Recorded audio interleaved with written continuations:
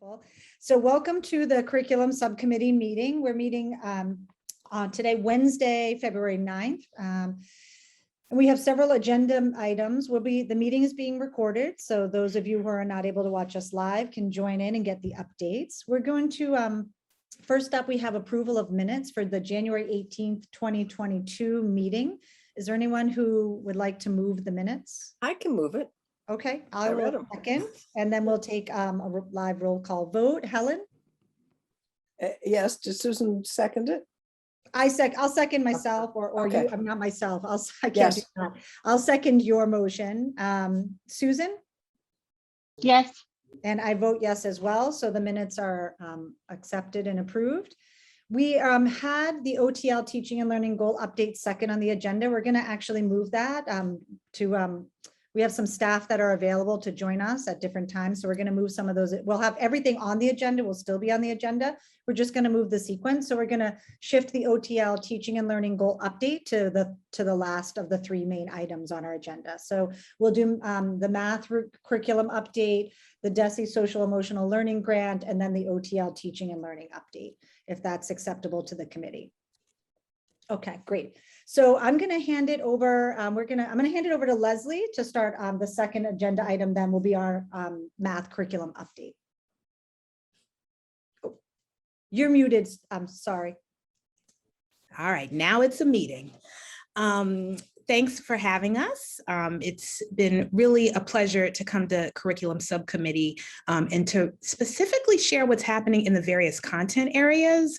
We shared ELA at a past subcommittee meeting. We shared science. I'm really excited to share about math today. And I really like the kind of scope and sequence we have of having curriculum folks present here and get some of your feedback and questions and then present to the larger committee. I think that that's proved to be really fruitful. And so not this Thursday, but the following Thursday, science will be presenting.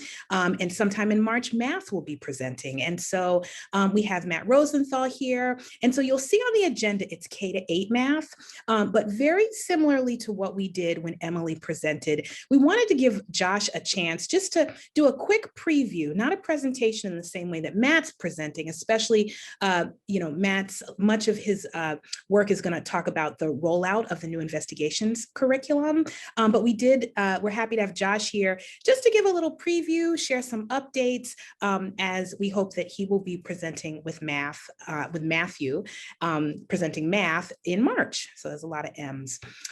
So I'm going to turn it over. I think maybe we'll start with Josh because I think he is on a timeline and won't be able to stay with us too long. He's going to share and then we'll turn it over to Matt Rosenthal. And I should say who everybody is. Josh is the high school coordinator for mathematics, 9 through 12, and Matt Rosenthal is our coordinator for K-8 math. Great, thanks Leslie, and thanks everyone for allowing me this opportunity to talk about high school math. Yeah, I made some notes here. I think there's a few things I want to talk about, and I'll be brief or try to. I want to talk about where we are with COVID a little bit. I want to talk about curriculum in our courses, and then I want to talk about equity. So, a lot of the work we've been doing this year has been to try to figure out where students are in terms of the progress they've made in their mathematical understanding, really over the last almost 2 years at this point. We're seeing a lot of students with, many more gaps in their math background than, they've had in the past. And we've done a lot of work to figure out what to do about that. As you know, as I'm sure you know, it's very complex. We've worked really hard to figure out how to modify curriculum, how to modify expectations a little bit to meet students where they are. While also sort of maintaining the integrity of our courses, because ultimately we are preparing students for high-level math courses, for AP math courses, for future math study beyond high school. And so we need to continue with those goals. So it's a challenge. It's hard to figure out exactly where to place these courses and the content and the level of challenge. So that's a lot of the work we've been doing, last year and really this year as we've moved back to much more in-person learning. And that work, I think, is going to be continuing for many years. So I just wanted to start off with that. In terms of curriculum, I would say, broadly speaking, a lot of the work that we've been doing is to continue to work to figure out how to make our classes relevant to students' interests and, I think, needs. So, for example, we did some work last summer, sponsored by the central office, on social justice, and I talked about that a little bit in the presentation I made a couple weeks ago about our new data science and social justice course, but we also created a sort of repository of a wide variety of math lessons that are couched in social injustice, and matched those with various courses in which they could be used, and have, and so we've spent some math department time talking about how to do that, and giving time for teachers to explore. So, and that's, I think, been very successful. I wonder if, Matt and Norma later are going to talk a little bit about the work we've been doing together around building thinking classrooms in mathematics. And I see Matt nodding, so I won't talk a lot about that, but I think, Matt and Norma and I, I'm proud of the work that we've done together to figure out how to, align the work that they are doing in the middle school with the work that we're doing in the high school. One, so that, the transition from middle school to high school is a smooth one, but also so that we continue the work, that math teachers in middle school are doing, and that just doesn't end. We want our students to be thinking about mathematics, and develop their analytical reasoning skills. And so we were able to buy, Matt and I pooled some resources, and we were able to buy this book, Building Thinking Classrooms in Mathematics. And we're able to distribute those to all of our teachers, and at our 7 through 12 department meetings both last spring and this year, we used chapters from that book, and I've seen a lot of math teachers at the high school incorporating strategies from that book into their teaching practices. So that's been good. I want to talk about other things we're trying to build into our courses. So like I said, social justice. For many years, we've incorporated units on statistics into all of our courses. And, I think have been very successful with that. And then this year, we started incorporating coding into our 9th grade math courses. So we got an Innovation Fund grant 2 years ago to do this work. There's 2 math teachers and 1 science teacher who were given course releases to develop coding activities that would fit into the 9th grade math and science curricula. And then this year we've rolled that out.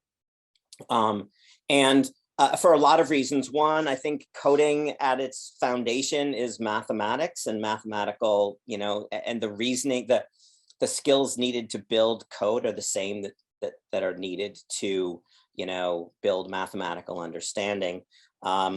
And also because I think being able to, coming out of high school with some coding experiences, I think is critical as we're in this year, regardless of the field that students go into. Having that background is super important. And our hope is to encourage more students to then go on and take one of our variety of coding courses that we have at the high school.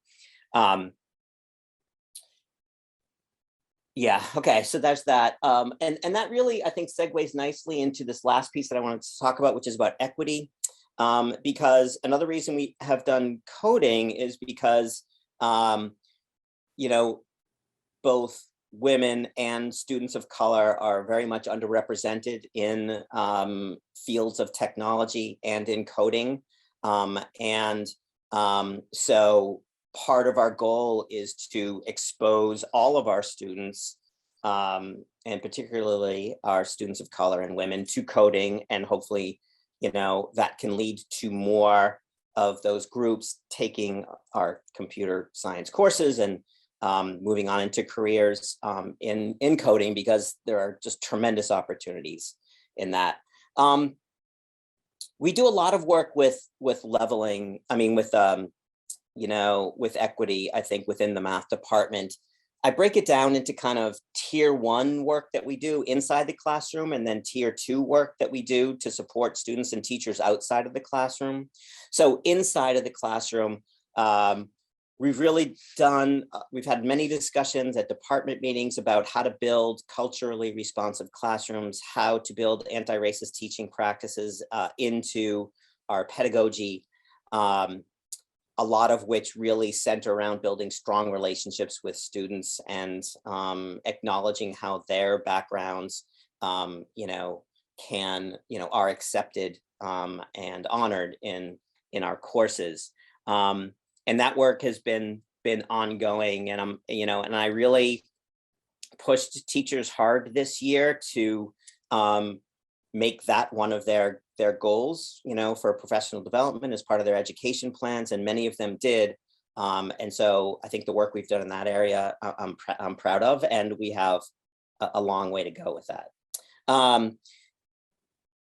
Outside of the tier 2 interventions, I'll just quickly mention, we continue to work with the calculus project to support students of color. The goal being that we help them be successful in high-level math courses, leading to an AP Calculus course in grade 12. I think it's been very successful, and I think, again, we still have a long way to go with that. We're looking to move down into lower grades and begin support for students before, right now we start really for rising 8th grade students. And I think we want to start moving down into lower grades and provide more support for those students then, because I think the racial equity and opportunity gap really begins much before middle school. So we continue to do that. And then, the other practice that we have that really is complex is leveling, because in a lot of ways, leveling practices are inequitable, and yet we've had them in high school math forever. And it's, so I bring that up because before the pandemic, we were leaning into rethinking about re-leveling 9th grade. And we're trying different pilots to see how that would work. And then really honestly got derailed for the last 2 years because people's just didn't have the brain space to be working on that. So I do want to continue working on that. We may be getting back into that a little bit in the spring, but I'd like to revisit that next year. We haven't made any decisions or anything clearly, but I think we have some work to do in that area, and I want to continue to do that work. So I think I'll stop there. That's what I got. Helen, did you have a question? So 2 things. One, Robin asked us not to put things in the chat. What you put in, Norma, is fine. it's just letting us know but we're not supposed to use the chat to ask questions. So just to let everybody know.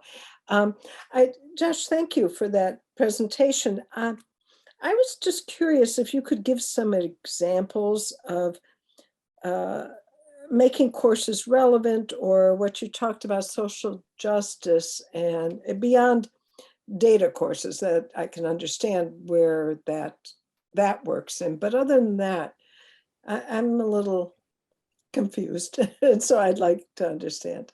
Yeah, I think it's a good question, Helen. I think, in math, we learn content and we learn skills often in a very abstract way. Yeah. And we want to continue to do that because helping students develop their abstract thinking skills is really an important part of high school mathematics. Mhm. Yet at the same time, I don't think we always do justice to show students how the math they're learning is applied in the world outside of high school. The Mhm. challenge is that often I've thought that they just don't have enough math to do that. Like the world is complicated and really can't be broken down so that students in high school with their current level of mathematics can understand, can work with that. So that's the challenge of it. And we've leaned into that challenge, I think, this year. So I can give you an example. I built for my class, we looked at This is ninth grade, right? no, Or- I teach 12th grade right Oh, now. okay. We're doing it in throughout, all 4 grades. So just as a quick example, I built an activity about our justice system and, looked at various models of looking at, the prison population over the last 120 years, looking at breaking it down by race, Mhm. and then finding different models to fit that.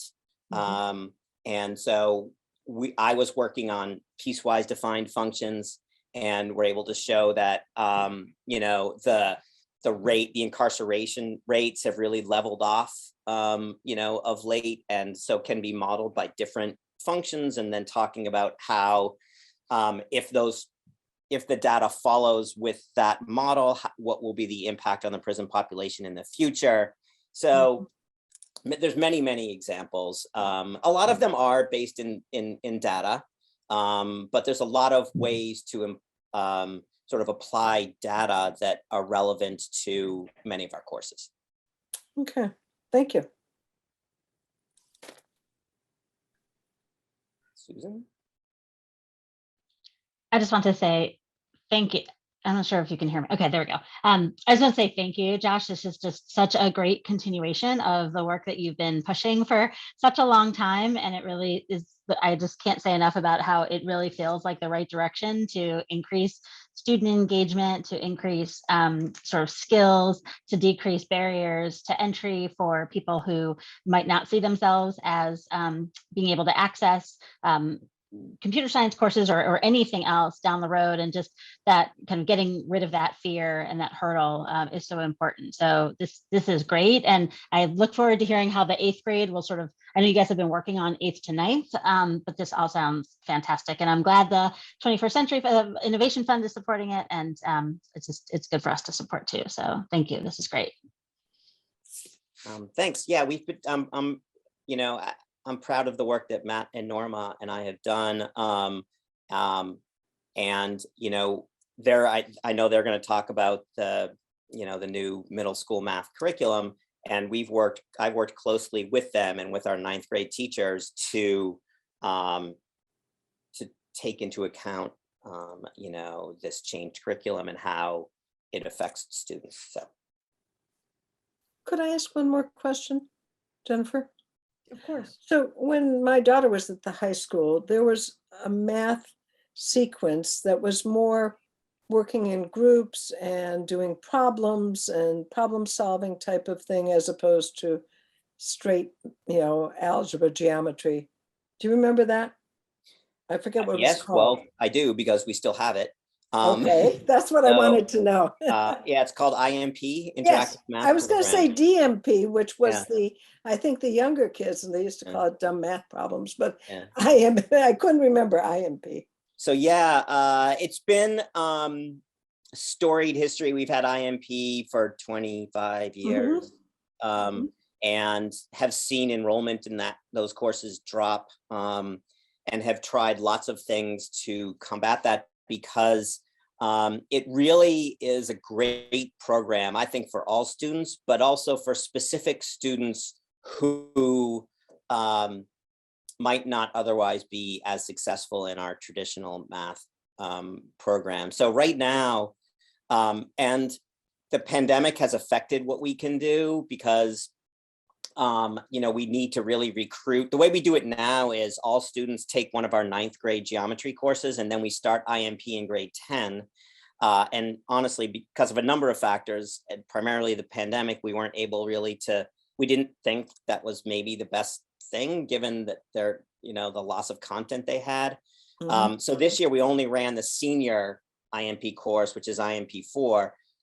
That said, we're really working hard to rebuild that program. So Danielle Rabina actually yesterday morning spoke at a grade 9 PTO meeting to talk about that as an option for 10th grade students. I just sent out an email to parents of all 9th grade students saying that, describing it. The IMP 4 students are really invested in this. They built a website for IMP and made an IMP video because they really believe in it. So so we're hoping to get some, get enough students to be able to run it, next year and beyond. Well, just as a FYI, my daughter, who was not a math genius, all she does all day is math in terms of she's a buyer, and she uses math and percentages and whatever, all day long. Yeah. Awesome. So it was successful. I would just say that I just got the email right before this meeting as a 9th grade parent. It was a great email, very clear. Thank you. I think it was kind of long, but there was a lot to say. Well, that's what makes it so helpful. I got the same email and I was like, oh, it's really a really interesting program. So I thought it was really clear from a parent perspective of understanding what student profile might be a good match for this class and what the interest might be. So I thought that was really great. I also wanted to add that I'm really excited that we're integrating coding into 9th grade math. And I'd like, if at a future meeting we could talk even more broadly, maybe we could get to it when we talk about it with the whole school committee, sort of, where women and students of color fall within not only our math programs, but also within our technology courses as well, and our straight coding courses. So that would be of interest. I'm not sure, what proportion or what percentage, the right math term, of our students are female as well. So integrating that within our demographics. Were there any other, so thank you so much for coming, Josh. Are there any other questions for Josh or comments? And I look forward also to continuing our conversation in the future as you proceed in your work, Josh, with faculty about 9th grade leveling, whether, whenever that conversation is ready to be had. I'm happy to host that conversation, curriculum subcommittee, when it's ready. So that's great. Leslie, do we want to, Josh, do you have anything to add? I want to make sure you have the time that you need. Are you feeling like you're good? Okay, Yeah. great. Excellent. I think that the next part of the presentation, Leslie, is Matt Rosenthal is going to lead that work. And so if you could introduce yourself to the community at large who might be watching us, the floor is yours. Hi, thank you for having me. I'm Matt Rosenthal. I'm the K-8 math curriculum coordinator. Nice to see you. Thank you for having me this afternoon. Let me just share my screen and put this into presentation mode. Okay, can everybody see my screen? Yes, thank you. Yes, okay, great. I don't see anybody now, I just see my slides. So this afternoon, I'm going to give you an update on the math program K-8 based on the recommendations from program review. So we heard from Josh where things are headed, and now we get to see where it all begins. And I want to highlight work from students, teachers, and math specialists in our program implementation. I want to connect what is taking place in the classroom and behind the scenes out of the classrooms to broader district themes like equity and inclusion, social emotional learning, professional development, And I also want to share some goals, not only where we are right now, but where we want to go, certainly into next year as well. I am here with my colleague, Norma Gordon, who is the district math coach, specializing in middle school. I owe a lot of appreciation to the work to Norma and my colleague, Julie Boss, who is the K-5 math specialist for the district. And Julie couldn't be here this afternoon. This is just my second year in this role. I've been in the district 7 years, but I would be remiss in not mentioning the work of the program review committee. Has done a lot of the groundwork leading up to today's presentation. My predecessor, Kathleen Hubbard, and the entire team of math specialists have been absolutely phenomenal in carrying this work forward and supporting students and teachers. And I want to give a lot of credit to the teachers as well in launching new programming in the midst of a pandemic. What they have done over these last 2 years has been nothing short of remarkable in maintaining the goals that we have and supporting students in so many different ways and introducing brand new curriculum amidst all the other challenges is nothing short of remarkable. So I hope to convey this with lots of examples in this afternoon's presentation. So we're actually going to start off with a little bit of math before I get into the meat of this. One of the 3 pillars of investigations, our new math program, K-5, are routines. And this is a quick images routine. The other pillars are classroom discourse and games. We're not going to play a game, but I will do a modified version of this quick images routine. Typically, this is something that would be shown for like 3 seconds and then disappear, and then be shown again and then disappear and then remain on the screen for a while. And this is an example from grade 2. My question for the group, and this will be an opportunity for some interaction. And again, I can't see everybody here on my screen, but maybe just unmute and share out what it is that you see here. What do you Squares. see? 2 halves. 2 squares. 1 rectangle.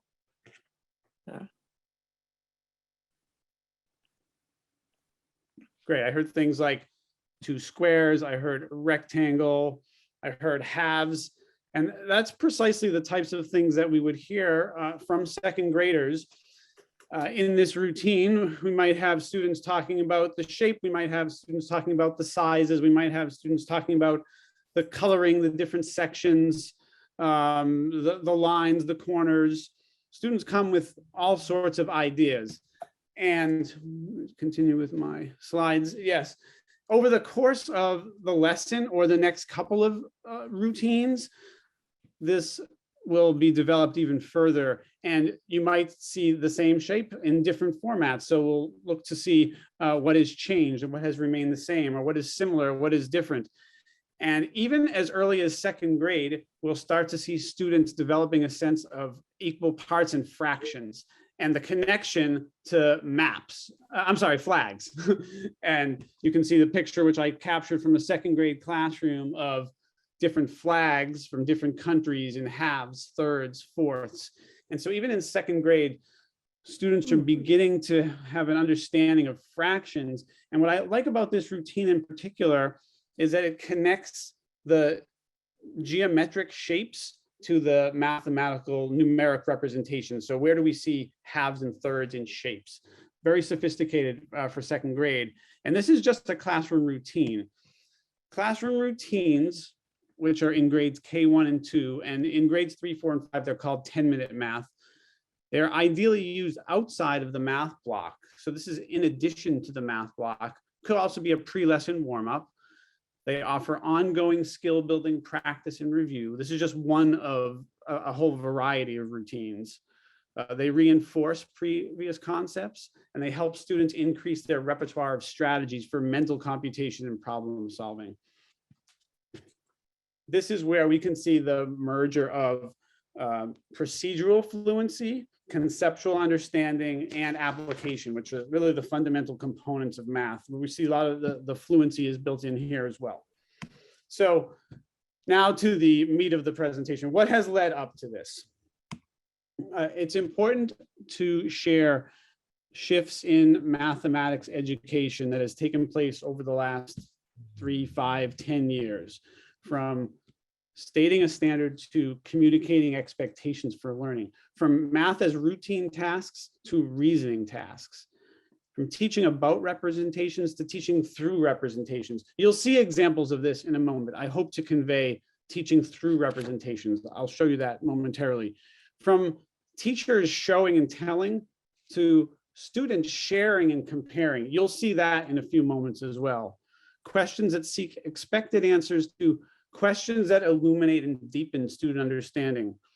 Rather than teaching that students replicate procedures, mimicking, teaching so that students select strategies. I hope to convey that as well. You'll see examples of students sharing their strategies of how they're solving problems.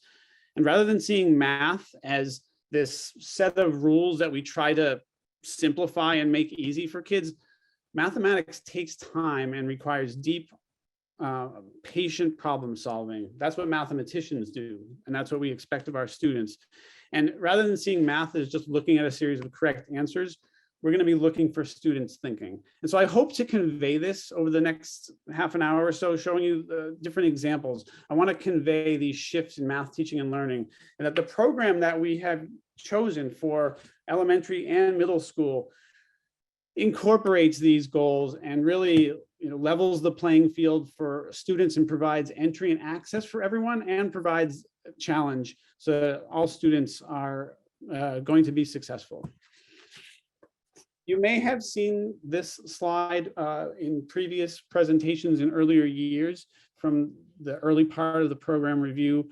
I guess I would say we're now in the third phase, the implementation phase.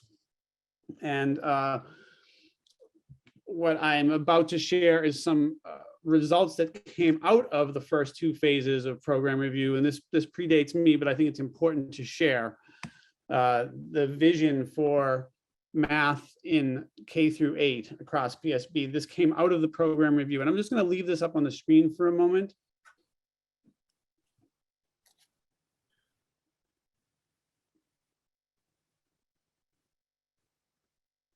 Rather than reading it entirely, I wanted to just highlight a couple of lines that I thought were really important. Students seeing themselves as capable mathematicians and having our classroom spaces as really student-centered.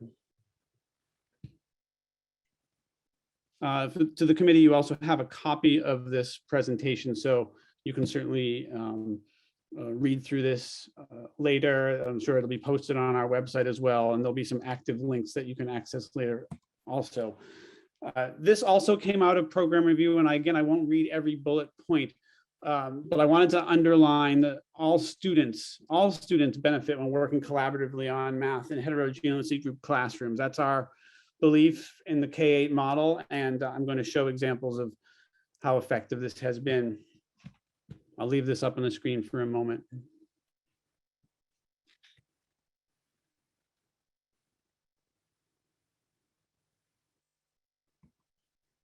And this is also out of program review, that our commitment is around using the underlined parts, coherent units of instruction. You're going to see this, you're going to see a common thread across K through 8. And you're going to see an attention to not only math content, but the mathematical practice standards. So again, I won't read through this slide, but these are themes that have come out of the program review that I think are very important, that we believe in and that we will commit to. So let me describe the next series of components of these slides. From program review emerged 5 strategic priorities for the math department: teaching and learning, curriculum and assessment, professional learning, equity and access, and family and community engagement. This year, we are focusing on number 1, number 3, and number 4, teaching and learning, professional learning, and equity and access. They're all interrelated. And it's just that our priorities have been heavily concentrated so that we can do them well. There's a lot to take on in a short amount of time, and given the pandemic and the newness of the curriculum, these are the areas that we chose to concentrate on heavily, while the other pieces are certainly interrelated. And you'll see at the end our future work in areas 2 and 5. What I like about these 3 as well is that there's a direct connection between these strategic priorities and the guiding principles of our program Investigations, our K-5 program. With teaching and learning, one of the guiding principles is teachers collaborate with the students to observe and listen and try to understand what students are thinking. You're going to see that in a few minutes. I hope to convey that. With one of the guiding principles of Investigations is that teachers are engaged in learning or in ongoing learning. And one of the guiding principles of Investigations is that all students have mathematical ideas. And what we're seeking is an environment around sense making and building upon ideas that students already have. So that really shows the emphasis on these 3 goals. It connects directly to the guiding principles of Investigations, why we chose that program. So I'll take each of those 3 components separately. So we'll start off with teaching and learning. How teachers are observing what students are thinking and doing and making decisions. Here's an example from 1st grade. I saw this firsthand and I was remiss in not capturing a photo of it. So I recreated it using the online component of the curriculum, which is a good thing to have also, I must say. In this lesson, students traced an outline of their foot and they were measuring how many square tiles could fit inside their foot. And students had all sorts of different ways of counting and tiling their footprint. What I have here is I just put what we would call in the elementary grades a 10 frame, a series of 2 rows of 5 to make 10. Some students were counting by 1s, some students were counting by 2s, some students were counting by 5s and 10s, and of course they would cover their whole footprint with these tiles. I was able to capture photos of subsequent lessons on this, which is instead of using square tiles, using pennies, circular pennies, of course. And you can see in the lower left, this particular student, is her method of counting. And it was fascinating to see the different ways that students would count this. And then after pennies, they use lima beans as well to see. One aspect that I'm going to weave through this is built into the Investigations program are opportunities for extension and pushing kids' thinking. One of the extension strategies is to describe a relationship. And so it's very possible to pose these questions to either individual students or groups of students or the whole class. Can you use one problem to help solve with another? How are these problems related? What is similar? What is different? And what I also loved about this particular example is that not only were 1st graders practicing their counting, they were practicing area with square units, square tiles, and then they were practicing data. As their class compiled a graph and tallied the spread of shoe sizes across their classroom. So it was just so powerful to have all the components of math weaved into one lesson with numeracy, geometry, and data. I thought it was fantastic. And again, teachers really seeing the students thinking very, very tangibly.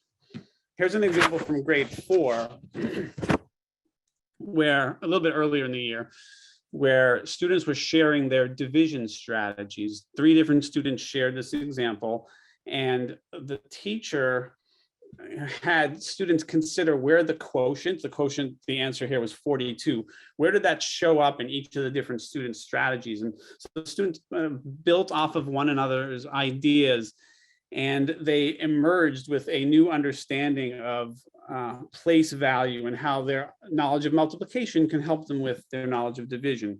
Here's another example from 4th grade. This is a typical subtraction problem. And what you see on the bottom, are several different students' strategies of how they solve this problem. And this is very common for teachers to elicit the different types of responses and see what is similar about them, what is different. The use of the number line as a tool, as a model. There's one of the representations, different methods of subtracting. And another opportunity to extend the students' thinking using the generalized technique. Do you think this technique will work for all numbers? This is in a 4th grade class. I happened to see in a 2nd grade class last week something very similar, using a number line for adding. And the teacher posed the extension question of whether this would work for subtraction as well. It's just fascinating to see. And I hope I can convey, I hope you can see how we are seeing students thinking visibly, and that's giving us, giving teachers ideas about what students know and are able to do and make decisions accordingly. And now taking that up to the middle school, Josh touched upon this a little bit. I want to give Norma the credit for introducing us to this book, Building Thinking Classrooms. And Norma actually gets the credit for all the work to help organize the 6 through 12 reading of this, and our own PD. One piece that has emerged throughout the middle school is the use of, from the book, what's called VNPs, which stands for vertical non-permanent surfaces. And here's a nice panoramic view of an 8th grade class and a snapshot of the type of math that they're working on, very sophisticated problem. What's great about this technique, again, of seeing the students work visibly, is the teacher can step back, see it, and it's, in a way, it's a formative assessment of what students know, what students are able to do. Students have been more responsible as they get up to the board and are talking with one another in their small groups. They've been on task. The fact that the surfaces are non-permanent, we value mistakes, we value all the thinking, we're valuing wrong ideas, and there's also all sorts of different engagement techniques that we can use with this as well. Teachers have experimented with, every kid has a marker, or one kid has the marker, or one kid has to write down what the other partner says. It's a very, very effective technique. And what I hope you can see is how this idea of seeing students work visibly started in the early grades in kindergarten all the way up through 8th grade. And that is really fundamental to the work that we're trying to do. Linked here is, which you can certainly explore later. I guess I can open it now, is an example of something from our Desmos curriculum, which has a full online component, but it does say a blend of paper and technology. And we've taken that a step further with a blend of paper, technology, and vertical non-permanent surfaces, allowing kids to go back and forth. And this is just a really interesting example of the power of the tool that we use throughout the middle school. We can just, sketch a distance time graph here of, all sorts of different possibilities, and we can watch the turtle go across the screen in relation to the way that the graph was drawn, and gets into all sorts of concepts around slope or speed, positive slope, negative slope, forward direction, backward direction, and allows for lots of possibilities for conversation with students. Let me go back to the presentation here. And so through all of this, what we see is the role of the teacher demonstrating what in the field of math is known as the math teaching practices. This is right out of the NCTM, the National Council of Teachers of Mathematics. These are the 8 mathematics teaching practices. And what I hope to have conveyed is, especially the ones that I've highlighted, using mathematical representations, facilitating discourse, discussion, and eliciting and using evidence of student thinking. And this structure really is evident across K through 8. I'll say one other piece about the facilitating meaningful mathematical discourse. I probably could say it in the equity section as well, but I'll say it here that this gives teachers an opportunity to position students who may not have status in the classroom. And so teachers will be very strategic on when they are selecting examples to share of student thinking, the different strategies, to really be cognizant of who they're asking to share, why they're asking to share that, and really positioning students so that everybody has a chance, because everybody has mathematical ideas, and done well can really bring about a variety of ideas that makes the class discussion even richer. That's the role of the teacher, and the role of the student is what we would consider to be the standards for mathematical practice. So in addition to the stuff, the content that students learn, they're the practice standards. And so these 8 are right out of the Common Core, well known across the field. And so we want students to make sense of problems, persevere, constructing arguments and critiquing the reasoning of others, modeling with math. That's where you see the number lines and geometric representations. And of course, the other ones there as well. So wrapping up the first section of this, how do we know that we are being effective with that first goal from our program review? What we see is all classrooms across K-8 using a common math curriculum as the foundation for instruction. So that's investigations, K through 5, and it's the Desmos version of illustrative math in grades 6 through 8. The effective math teaching practices observed. This is a live link, so you can review this later. And students engaging in the mathematical practice standards, that's a live link as well. Now on to the second part, professional learning. So again, one of the guiding principles of investigations is teachers are engaged in ongoing learning. I'll share with you a number of PD opportunities that we've had over the last couple of years. Excuse me. The main focus for PD this year in the lower grades is around lesson study. We have partnered with the authors of investigations, the authors of our program, Turk, to conduct a series of lesson studies across the district. We have replicated this 5 times already so far. We have 4 more coming up in the weeks ahead, and our goal is to carry that through to as many grade levels as possible across the elementary schools through this year into next year as well. This involves an entire team. So what you see here is an entire first grade team of teachers spending a 3-hour chunk of their day together.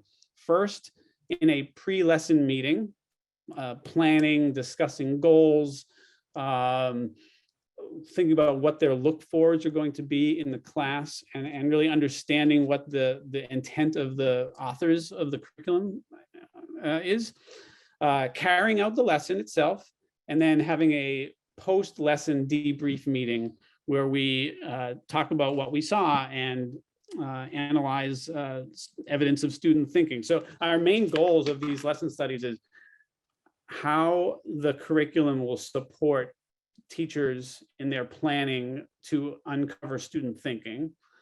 We also want to experience a lesson authentically, like in its natural environment with the regular teacher with her own students. We heard that repeatedly last year in our virtual PDs. We want to see lessons authentically, and it also provides a model for us for ongoing PD, job embedded PD, because some of the lesson studies have been facilitated by the authors at Turk, and some have been facilitated by our math specialists. And the goal is for our math specialist team really to embrace this as a way that we conduct PD as a department. So what you see here is a number of adults in the room, either those who are typically in this class, the teacher and the math specialist are working with the students as they normally do, but there are others sitting, observing, taking notes, both in the picture on the left and the picture in the right, in order to really understand students' thinking based on the way the lesson was designed. This is a first grade lesson on peas and carrots, adding numbers to make 7 different combinations of that. And speaking of math specialists, so I mean, they have played a major role and continue to. They've been incredibly supportive, incredibly knowledgeable, and have really been right there for the teachers throughout the pandemic and before, doing a variety of playing a variety of roles. They co-plan, they co-teach, they've modeled lessons. They work in the classroom with small groups of students or stations. They provide resources for teachers. They do assessment. They help with differentiation, a wide range of student needs in the class. They facilitate PD, and they also provide direct support to students. So the specialist team, I cannot be more fortunate in having such a dedicated, skilled team that really has been incredibly helpful to the teachers in believing in the vision of this work and doing it in a way that is supportive of the teachers, and knowing that a lot of the work is new, and how do we move the work forward at the same time as having folks feel good about the work that they're doing and feeling successful in this environment. I won't go through every one of these, but before this school year, we had a lot of PD. It was pretty much all virtual last year, but everything from workshops, multiple day workshops, to partial day workshops, to graduate courses, online pieces. And then this year, I mentioned the lesson studies, both with Turk and the math specialists, other workshops that our specialists have led on district days. And we have ones coming up as well for special educators and paraprofessionals, because they play a role in this instruction as well. And so how do we know we're being effective on this second goal? Access to the learning opportunities. There have been formalized opportunities for math specialists and teachers to collaborate. And what we're building, we believe, is a culture of ongoing job-embedded professional development. And so much of this is built on relationships with our specialists and our teachers. It's hard to say. It's a little bit too early, really, to describe the overall impact. Early results have shown a general level of satisfaction with the PD that we've offered, particularly the lesson studies. So that's good. Over time, we'll learn more as we see more and more evidence of the impact of this. I will say, in full transparency, there's been some challenges. PD, I won't dwell on this slide or spend a lot of time on it, but it's been hard getting substitutes to cover teachers during the day, and time is always a tough commodity, and with all the challenges around the pandemic and absences and distancing and contract, we're doing the best we can. It certainly could be better, but we've been able to piece together as much PD as we can despite these challenges. But I will name it that it's not easy. And finally, the last section on equity and access. I wanted to borrow this quote from the San Francisco Unified School District, which is generally seen in high regard in the country, in the math community, where they put out there, every student is seen as mathematically brilliant, and they act upon that as well. And Investigations itself says all students have mathematical ideas. And I hope to convey that as well. So here's an example of what I saw in a kindergarten class very recently. The students were asked to come up with arrangements of 6 square tiles. As long as they were touching each other along the sides, they could make any arrangements. So again, all students have mathematical ideas. Some students are doing them in a row. horizontally or vertically. Other students are creating these staircase structures or other arrangements. So you can see on the left, the student had a row of 1, 1, 2, and 2, and the student in the center had a row of 1, of 3, of 2, and the student on the right had 3 and 3, and all sorts of other possibilities across the class. So the students made the arrangement. This is a kindergarten class. They then had to draw the arrangement on grid paper. And ultimately what they would be doing is writing an equation or a mathematical sentence, such as the ones I have on the bottom, to represent the different ways to get to 6. So this ability to compose and decompose numbers is so fundamental to young children's understanding of math. And where this goes is eventually higher numbers. They'll do this with 10 very soon. I also like, again, the connection between the numeric part and the geometric part. Some students were able to take what they put on the table, those green tiles, and draw it directly on the grid paper. Other students needed to trace and put the tiles on the grid paper itself. That's okay. This is accessible for all students in that way. Having these tools makes it accessible. It connects and it builds upon every single student's idea, which I saw firsthand. And it also allowed for extensions as well, because we could ask either individual students or all students, have you found all the possibilities? How do you know? And it's interesting because the one on the right, the drawing is actually not correct. The drawing is actually a reflection of what he has on the table there. So that was an interesting conversation I had with that student. He saw it one way and I saw it a different way. So, I mean, there really are opportunities to push students' thinking, to find out what it is that they have on their mind at such an early age. It really starts here, and you can see how it traces and develops as the children get older. But it's entirely accessible to all students when they have the tools and they have the opportunity to use different tools. It was pretty remarkable. And then taking that up to 8th grade, again, in the middle school, these are some prompts that are right in Desmos itself, which I've kind of highlighted, called out here, where we'll ask students, which problem are you most proud of and why? Or describe a mistake you made when completing this practice. What did you learn? This builds in social emotional learning, abilities for students to reflect on their learning and then get feedback from the teacher. There's a whole section there on the top of lesson feedback. What questions do you still have? And also built into Desmos are extensions called Are You Ready for More? So again, I feel that the curriculum is accessible. It builds in opportunities for personal connections, teacher to student, reflection, feedback, and extension, and the tools are there.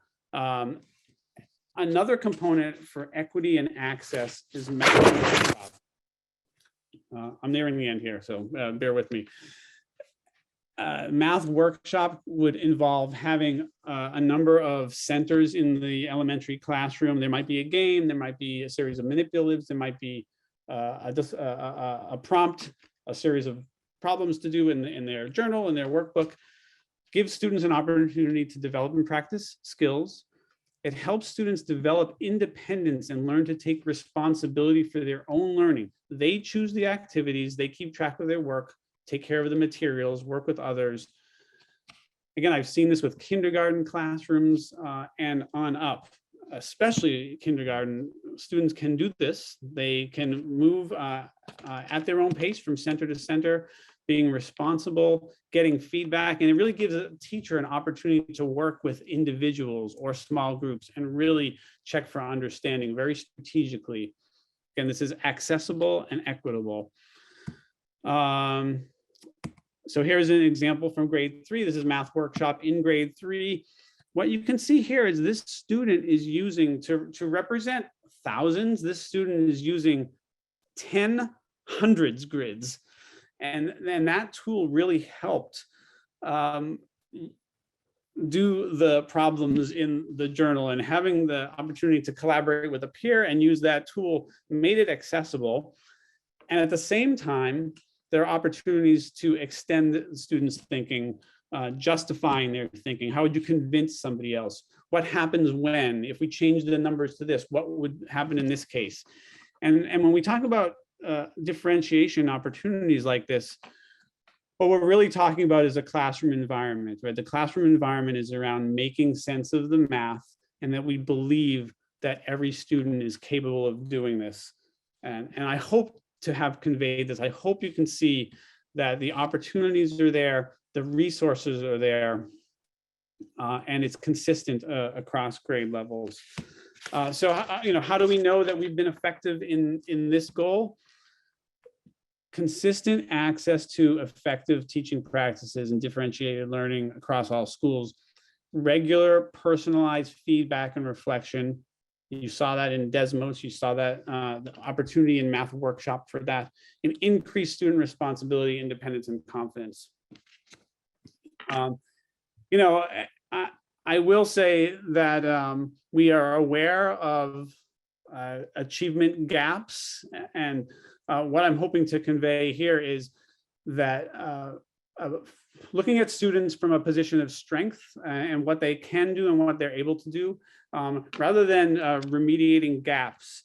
And one of the quotes I took from Turk, which I thought was really powerful, is it's not about closing gaps on state tests, which we do know exist, but it's recognizing, knowing, and loving students, holistically helping them reach their potential, right? Because we want students to be confident. We want them to operate as mathematicians with those same math practices.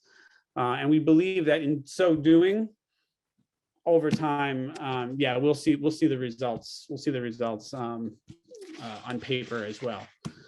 So finally, this is my last slide. I just wanted to come back to our plan that, again, was in place before me. And I was just fortunate enough to pick it up and try to move it forward. So those top three pieces around the math teaching practices, new 6th grade curriculum and new K-5 curriculum were in place as of last year and moving forward continuously. The fourth one down, lesson study, that we began this year. We'll continue that forward next year. And then those other two priorities from program review, one is around assessment and the other is around family and community engagement, priority 2 and priority 5. We will carry those and dive deeply into those next year. We feel like, last year was very, very difficult.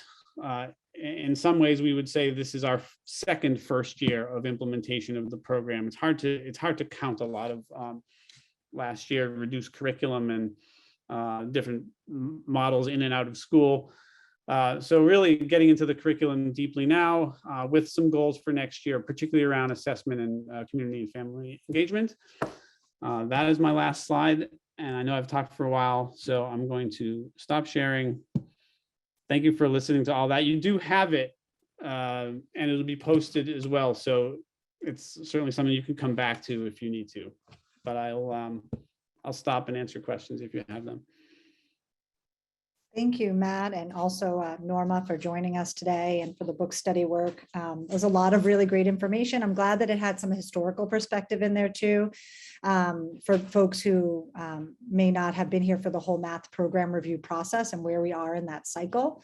I really enjoyed the slides too about talking about the shifts in the way math teaching and learning is. I think that that's a really big piece. And I think that that's a great area for that family and community engagement around that, helping families to understand that the focus on the concept, the focus on problem solving and critical thinking. I think that'll be really helpful for folks. And also, I really appreciate that Investigations has that embedded differentiation sort of right in the program. So they have supports and then they have pieces for sort of pushing thinking as well. The other thing I wanted to say was that I think it'll take a few years to really see the sort of cumulative fruits of labor from the program. Once implementing it, then students build sort of that mathematical thinking and those routines, and they get more proficient at them, and it really gives them the space to sort of think about the concept and really engage in that work in the workshops. And so I think it'll take a few years for students, once they've done the 3rd grade program, when they go into 4th grade, they'll be more familiar with sort of the format and the skill development. So I look forward to that. And I hope that, you know, it'd be great to get some more educator feedback and your feedback as you continue with this lesson study format of embedded professional development.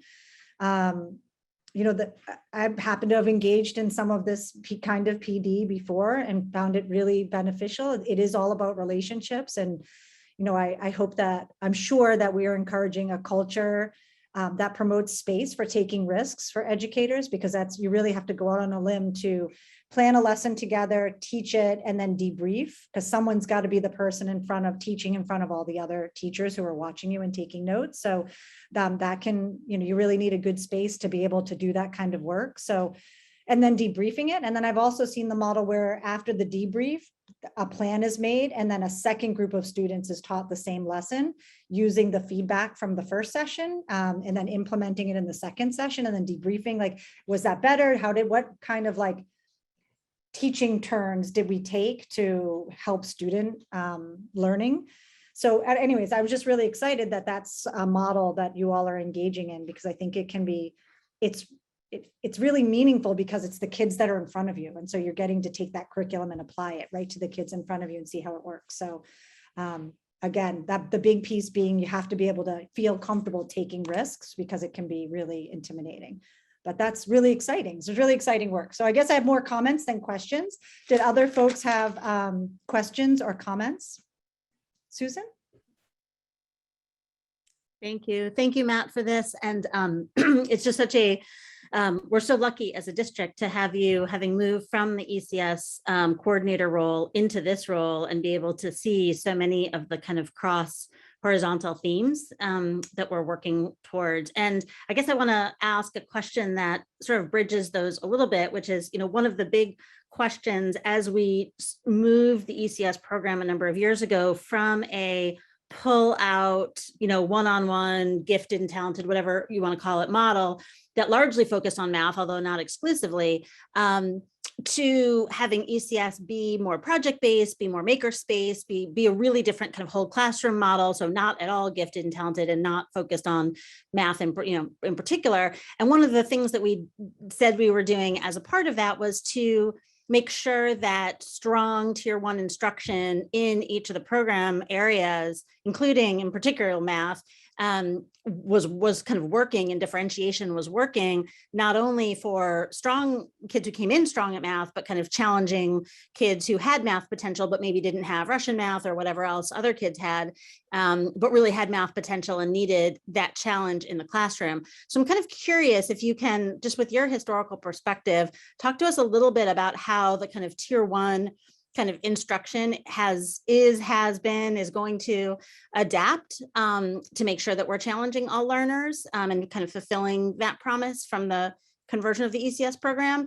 And then also, you know, if there are challenges to that, and, you know, and either resources that are needed or questions that need to get wrestled down, I think that would be really important for us to understand also, primarily because this is a really long run-on sentence, but primarily because, you know, we still hear it to some extent. And I think it's because of the pandemic, we haven't been able to roll out all these pieces. And so, you know, I think there was just so much thinking about how many grade levels can any one teacher be expected to teach? And what does tier 1 mean? What does tier 2 on the advanced side mean? What does tier 3 on the advanced side mean? Because we've worked so hard on the struggling side. So anyway, it's just sort of a set of questions around that sort of conversion and sort of all those expectations being put on the math program and the math curriculum coordinator. And now you're there, which is great. But also I realized we kind of created a whole lot of problems for you. So maybe you can just let us know what's working and how it's going. And if there are additional things we have to figure out from the math side, that'd be great too. So sorry, that was a long question. That's okay. I've been focusing exclusively on math. And I mean, there's just been so much in the implementation of the program my past is my past. And I think that the programs themselves, investigations and the Desmos, have really provided that opportunity to meet the needs of all students. They have been increasingly accessible, and they have provided opportunities to extend thinking, and it's already embedded. And I've been thinking that the way that we define rigor may be a little bit different now than several years ago, and the types of things that we're asking students to do around connecting numeric concept to something geometric, and then to share their thinking in multiple ways using multiple representations, as opposed to somebody who can compute, and that we have technology that can do the work. So I think we're much more aware of that now, and I think that we chose those programs specifically because it allows more students to access. And I hope through the examples that I showed that we can see opportunities not only to extend thinking, but also to provide the support and scaffolding. So I don't know if I did your question justice with such a short answer, but you are right that attention to tier 1 is first and foremost, and that has been our primary focus. So I think some of the future work in the department is really to strengthen, not only strengthen tier 1, but how does that impact tier 2, and using the assessments built in to really dig deeper on students who may need more intensive support beyond what the curriculum has to offer. So that's the best I could give you right now. No, thanks. That was helpful. I appreciate that. Right. Thank you. I see Helen, and then Stephen, you had, no longer. Okay, Helen, you're up. Because you were before me, Stephen. So I'm wondering, following up a little bit on Susan's, do the math specialists help at all with students who need, that sort of extension and more, that can do more math? Is that part of what the specialists do, or do they only work with kids who are having difficulties? The specialists primarily support the teachers, and they also support students, whether it's small groups or individually. This is another big topic of discussion within our department, and it's a good question, because there is always that debate around student-facing roles and teacher-facing roles, and everything impacts students. But our shift has been more toward the supporting teachers in the class and supporting in the planning. So the specialists in their planning with teachers will take into consideration the needs of all students, and they'll plan for differentiation. It is possible that a specialist could work with small groups of students or individual students as certain cases and needs arise. But the curriculum is designed in a way to support all learners, and the specialists work with the teachers to be able to use the tools built into the program to accommodate or provide access or to extend.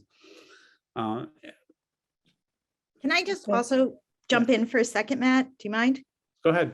I think one thing that we have to remember is Matt showed us a timeline that really supported not everything happening this year. Yeah. And this year being the K-5 first year of implementation, we have to give the schools the opportunity to make that shift from our specialists really doing 100% or 80% student facing to shifting to doing the work that I think both you and Susan are talking about, and giving them the opportunity to become, help the teachers model for the teachers how to do that extension work and the support work. And as Matt mentioned, also based on the assessment piece.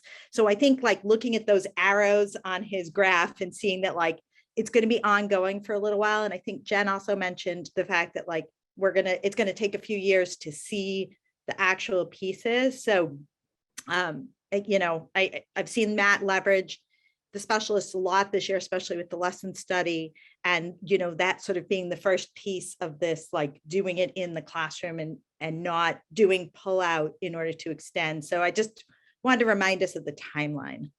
You know, that's helpful. And I do Yeah. remember that Yeah. that is good. Can I have two quick short questions? So sort of going on that theme of, you know, teachers, well, how are they reacting to this new curriculum? Do they like it? Do they think it's something that makes their job better or easier, or what is their response, I guess? The simple answer is yes, definitely. You know, there are times when I've walked down the hall and doing a walkthrough with a principal recently, and a teacher stopped us and unsolicited just said how much she loves the new program. And I think that, you know, in a sense of like satisfaction or dissatisfaction, it's overwhelmingly satisfied to be able to have something cohesive, well-written, well-resourced, to have like the physical resources and then the human resources of the specialist, the way that it is designed and written and promotes student thinking. I think that it's something that teachers have been craving for a long time. So I think that there's overwhelming satisfaction. And if there's any areas where they are feeling like troubled, I think it's other circumstances outside of that curriculum, you know, things that have beleaguered teachers the last couple of years around pandemic teaching has made things certainly stressful. But I give them a ton of credit for embracing it during the pandemic. Norma, if you would like, could certainly speak to the middle school piece, and I think there is incredible satisfaction there as well. Is kind of not warranted. Yes, no, definitely. Hopefully I won't get too choppy here in the audio. There is a tremendous satisfaction. And I also want to remind, and Jennifer would be aware of, in the program review, we had a separate curriculum review committees that were highly teacher-centered and teacher-involved. So I think that stems from, this was something they were part of choosing. Right. And evaluating, so. And they went ahead and wanted it before we finished all the evaluation. I remember saying this is the thing to go for. My last question is BEEP included? Does this curriculum go through down to BEEP, or are they doing? I know Vicki was very involved in numeracy with BEEP, but I don't know how this connects. Do you want to take that, Michelle? Sure. So this year, now that we have leadership in OTL and we have the ability to begin to like bring pre-K in, we have started that work. I think we talked about last time, like they're going to drop down foundations. This program does not drop to pre-K. However, there are materials and resources available that we are trying to bring in for Regina to have and work with the pre-K teachers, so that it's sort of seamless coming in. And I think, as Matt mentioned before, the students getting used to games and routines and manipulatives, if we can bring that down earlier, then I think that's something they already do, actually. They do some of it, but I think we want to introduce some of the similar routines that they're doing, so that when they get to kindergarten, you know, hopefully we're going to see less need for any intervention and more need for just more ability to do the work in the classroom. So Matt, is there anything to add to that? No, I think that's a good answer. Okay, thank you. I did want to say one other thing that in somewhat of a response to Susan and Helen's question earlier, and that a lot of the examples I provided, I saw firsthand, and I don't know if I'm more naive or not, but I'm not necessarily seeing that kids are, I'm certainly not seeing kids bored. I'm not seeing the level of craving for more that I might have 4, 5, 6 years ago. And in particular, the middle school, as it's gotten closer to the high school, I have seen middle schoolers like deeply engaged in the work and some very deep thinking that I don't necessarily, and it's enabled the specialists to really focus their efforts on supporting the teachers through the new curriculum and differentiation and really making it accessible to all students. So I just don't see it as much as a need as maybe several years ago of people saying that it's not rigorous or challenging enough. And I do think we have some room to grow, but I certainly don't get that kind of feedback that I used to. Stephen, I see that you have your hand up, and then I just want to be mindful of the time as well, because we have some other presentations as well. Stephen, do you want to go ahead, and then we'll I try to can be move on? really brief. Sure. First of all, I apologize for being so late to this meeting. I didn't catch your full presentation, Dr. Rosenthal, but I did read the presentation before this meeting. I'm no expert on math curriculum. I'm just curious whether there have been any. I know the chief criticisms of investigation have been around alignment to grade content, and I know that the authors had responded to that, saying that some of those criticisms have been off base or they misapply the criteria. I'm just curious about this. Like, is this something that concerns you, or do you think this is a stupid debate, or can you give us the inside scoop? It doesn't concern me. I'll drop it. Thanks. Thank you so much. Jen, Sorry, can I go just ahead. jump in really quickly? Matt talked about this in his presentation, but I did just want to highlight in terms of teacher satisfaction, we're getting a tremendous amount of really positive feedback about the lesson studies, and that being a preferred means of professional development versus the sit and get. And I think that, all the research tells us that that is the highest leverage way to deliver professional development. And I just wanted to shout out Matt, Norma, and Julie, and the specialists, they worked incredibly hard to make that happen when we do have a sub shortage, and we've all kind of played our part, right? So I subbed once or twice, Michelle has been subbing to make it happen, but it's been well worth it, because I think that the way that teachers are able to see their peers delivering instruction and see the work happening with the children in their building that they know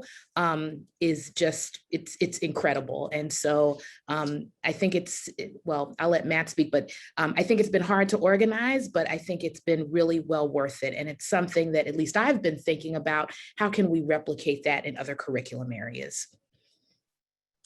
That's so great to hear. I'm so glad you all were able to share that feedback.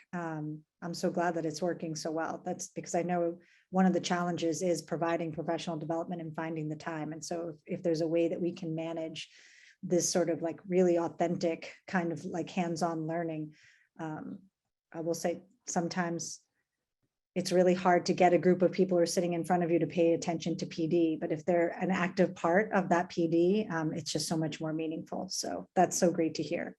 Jennifer, can I just follow on that for a second? And hey, is this a really big shift for a lot of math teachers across PSB? Like that shift slide, I thought was a really interesting one, and the stuff on the left felt kind of prehistoric to me. So I mean, it just felt like really deficit-based model about thinking about kids, and you deposit the learning in them, and then on the right was all the stuff that we think about now. Is it like that introducing this, or does it not feel as big a deal as that shift slide suggests? Well, that's a really good question. I think we're pretty good. Like, I think our teachers are on the whole very solid, and in general have the mindset, and it's just maybe sort of carrying out some of the nuances of how to make it work for all students is difficult. And yeah, I think we're getting there. It's not I don't find the K through 8s in any way, shape, or form stuck in the 1980s. They're very child-centered. And I think what we may have seen, though, it hasn't worked for all students. And so our aim is, and I think there are some students that were strong math students in the 70s and 80s and would be today, no matter what they used. And what we think is that these shifts are really in support of the students who had not done well in the past. And I think that's my best response for that. But our teachers have been pretty good. They definitely speak the language. Well, I just want to say, I just think that's great. And it's just like Jennifer, just like last week's presentations, I feel like it's really exciting for me to hear how far ahead of me our teachers and curriculum coordinators are in extending PSP values into the classroom. Like sometimes I feel like I'm thinking at a more foundational level, only to discover no need. we're way past that. So thanks for that. Dave, did you want to say something? Yeah, I want to build on Matt's.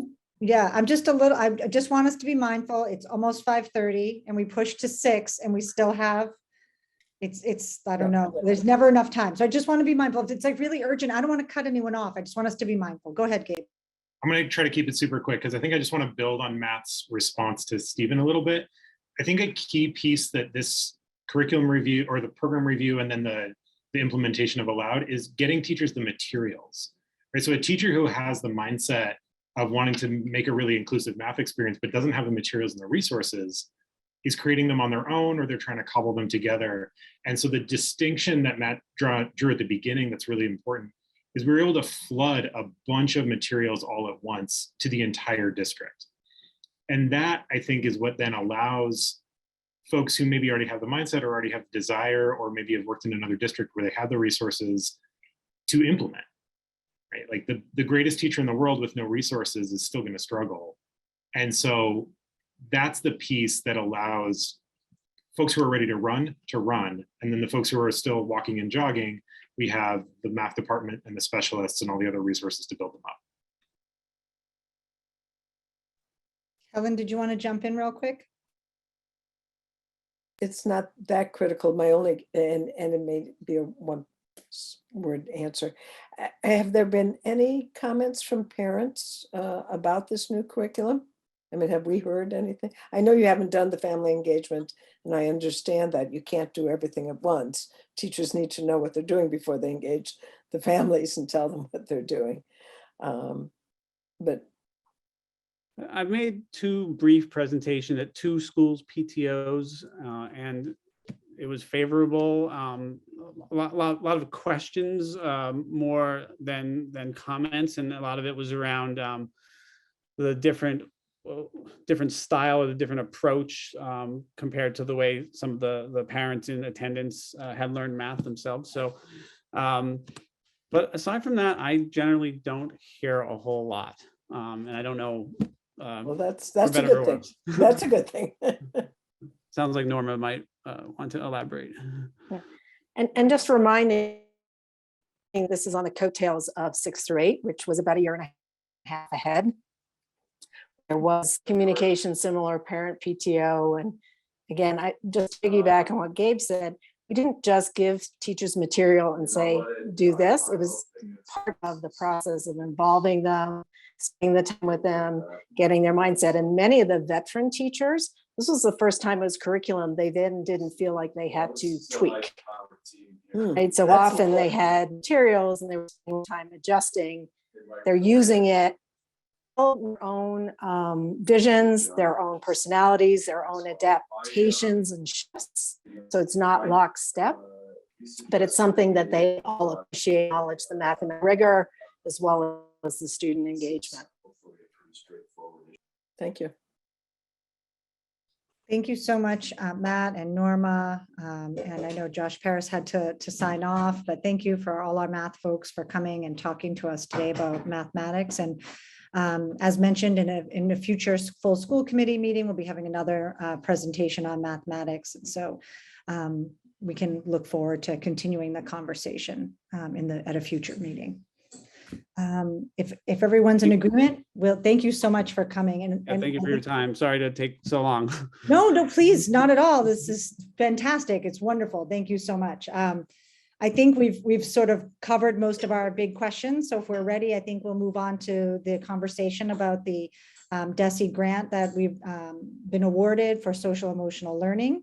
And I believe Matt Dubois is going to lead us in this conversation. Welcome, Matt. Thank you for coming. Thanks. So you're back-to-back Matts here. Thanks everybody for having me join this afternoon. So as Jennifer just noted, excitingly, we were awarded a $150,000 mental health and SEL grant from DESE. And the grant is very much designed to help school districts support the social emotional learning and mental health of all students within the district. And sort of the lens of the grant, sort of the focus of the grant is really through helping school districts strengthen their tiered level of supports for students.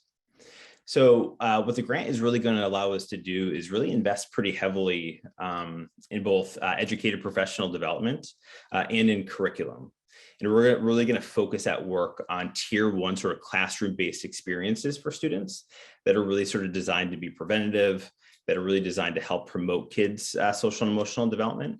And then we're also going to sort of narrowly focus some of that work on our targeted supports for kids.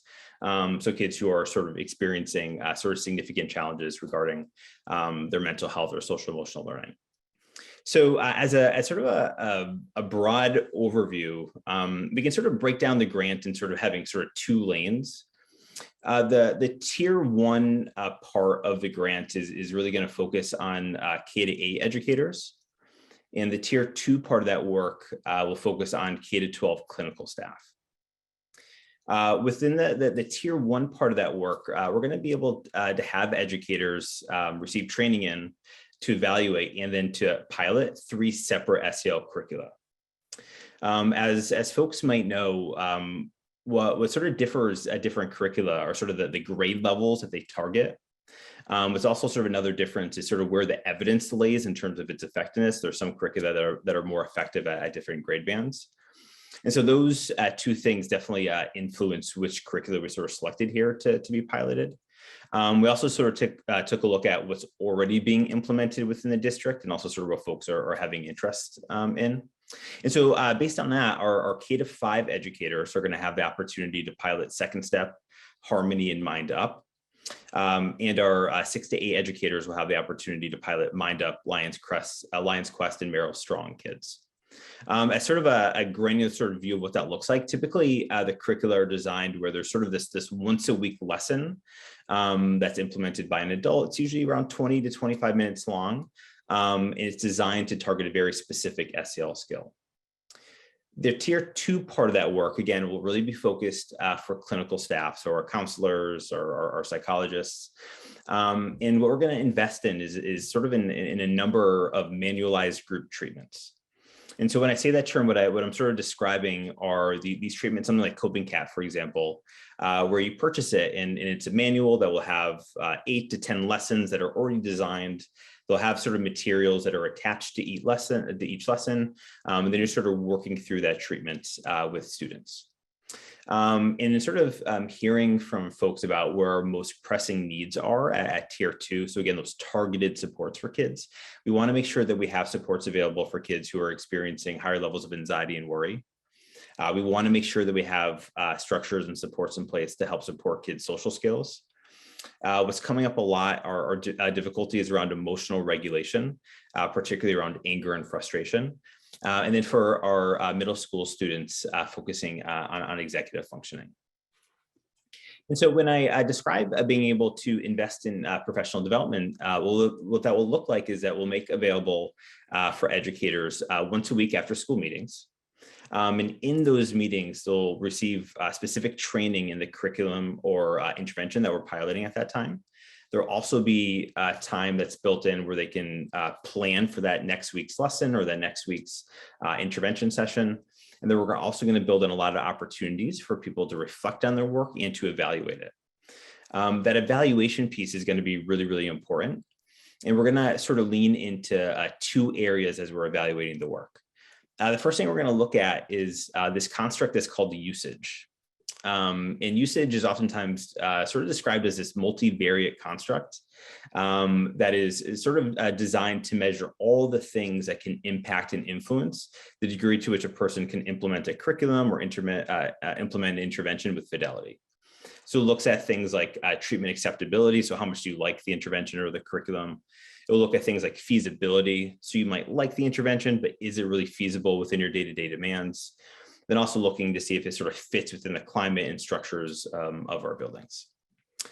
The second part of that work is it's really critical that these curricula and these interventions are positively impacting all students.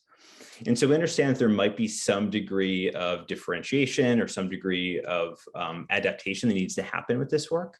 But we really need it to make sure that those sort of changes can be done in sort of a sustainable and feasible way. And so we're really going to hear from educators to see if that work can be done so that all of our students are benefiting from it. In terms of a timeline, so we're hopeful to begin recruiting at the end of the week. And when we created the budget for the grant, we've sort of designed it where we're hopeful to get 12 educators per K-8, and really having that group be a mix of classroom teachers, special education teachers, specialists, paraprofessionals. We're really hopeful that the group will be sort of reflective of the diversity that we're seeing in our children and family. And we're hopeful that sort of that lens will give us really this robust level of information about people's experience with the materials that I sort of highlighted.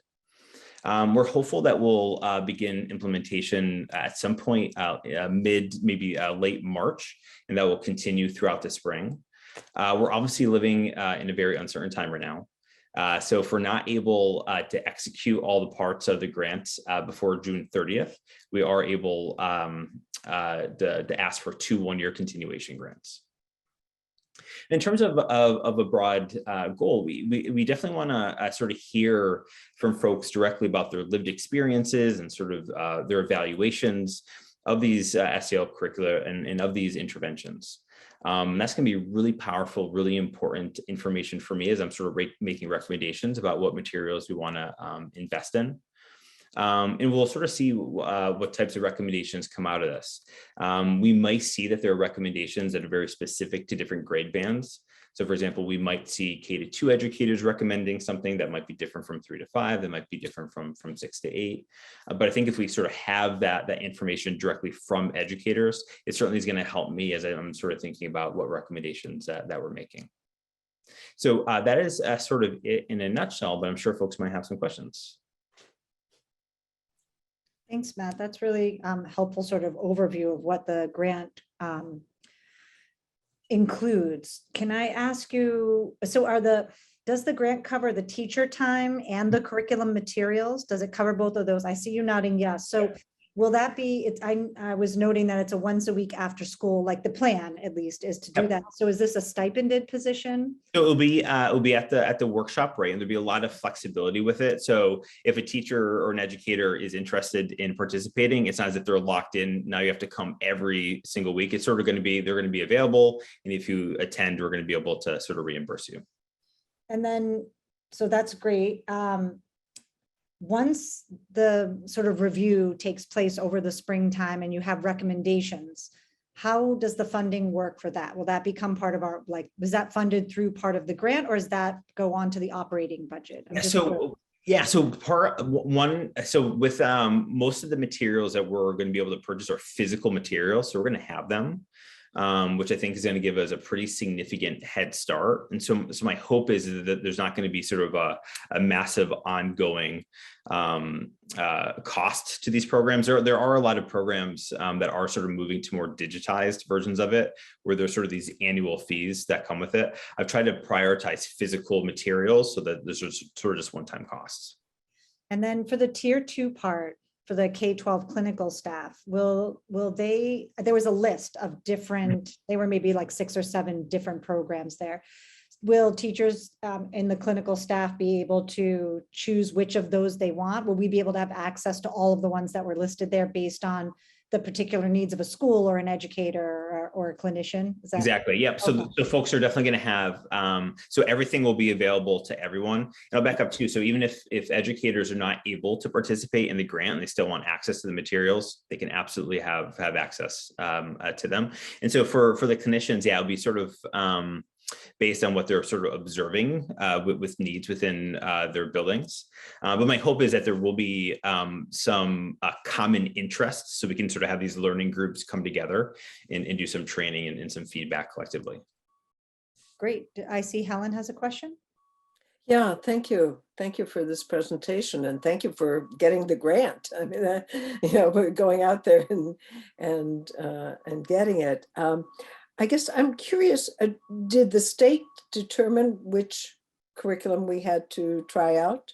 Nope. Or- So I looked at, so what sort of makes the job a little bit easier. So CASEL, the Collaborative for Academic and Social Emotional Learning, they'll put out these program reviews every couple of years. And what they do is they go in and they do a pretty systematic evaluation of SEL curricula. And they make it really easy to sort of comb through to see what is evidence-based, what sort of makes sense based on your unique context that you're sort of working in. And so I pulled directly from, and their most recent review was from the spring. And so they have sort of 3 tiers that programs can sort of fit into. And so we pulled materials that have sort of their highest level of evidence base, and then also sort of having a lens of what's already being done in the district. So second step and Mind Up are really popular curricula that sort of are happening in pockets. So we can sort of build off that work that's already happening. And my second question is, so is there an evaluation aspect to this grant too, where you have to determine, and what criteria are you looking at in terms of evaluation? Yep. Yeah. So what sort of a version of this is that we'll have folks, a lot of the curricula that I sort of highlighted, the way that they sort of work is that they'll break a year down into distinct units, and each unit will typically have around 5 or 6 lessons. And so my hope is that educators will be able to sort of deliver an entire unit. So it'll be about 5 weeks. And at the end of that, they'll sort of complete this very sort of structured rubric that will evaluate things like how much did you like it, how feasible with it, how much time did it take, were you able to adapt it to meet all learners, was it using culturally responsive practices, and then really sort of anchoring recommendations based on that feedback from folks. Are you going to get any feedback from parents? So what's sort of in order to reach a sort of highest level of evidence base, you have to have a really strong homeschool collaboration piece. So most curricula will have sort of these pre-designed letters that you'll send home to parents, where you're sort of revealing what you're learning within your classrooms. And so my hope is that, yeah, we'll be able to sort of pilot some of that work and see what feedback is from parents. Okay, and just so I understand, so you're starting out with 12 teachers each school, from now until the end of the year, I assume, right? Yep. And then you would go back for another grant to be able to do another 12 or 24 for next year, or? Yeah, so the way the structure of the grant, so we sort of broke it into sort of number of hours that are available for us for professional development, right? And the way the grant is structured, so sort of write it sort of aspirationally, that we can sort of execute the entirety of it from now until June 30th. If we're not able to do that, that's where we can just apply for a continuation grant, where we can continue to use those funds into next school year. Oh, I see, but we only get 151. Exactly. Yeah. Okay. Yep. That was what wasn't clear. Helen, that'd be great if we got 150 every year. I like that. Well, one of the things that we did talk about is that it is aspirational for us to get 12 staff at each school to be able to do it, just given where folks are right now in this time of year. So that's why this option for continuation of the grant is helpful to us. Yeah. Yep. And we'll see. Yeah. And thanks, Casey. That's really important. So we'll see sort of where people's sort of availability is. What's sort of nice about the way that SEL curricula are designed is if classroom teachers want to implement it, absolutely, but they're sort of written in an explicit enough way that sort of any educator can implement it.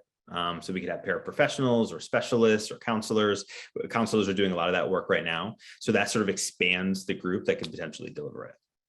Okay, great. Thank you. So just to build on Helen's question, I mean, I think that if we're able to get a substantial number of educators and clinicians to participate in the grant this spring, it would be better if we actually could meet the grant deadlines. I mean, because then we would be able to select something to pilot or to roll out the following year. So the sooner we complete our work for the grant, the sooner we as a district can implement that. So is that my understanding correct?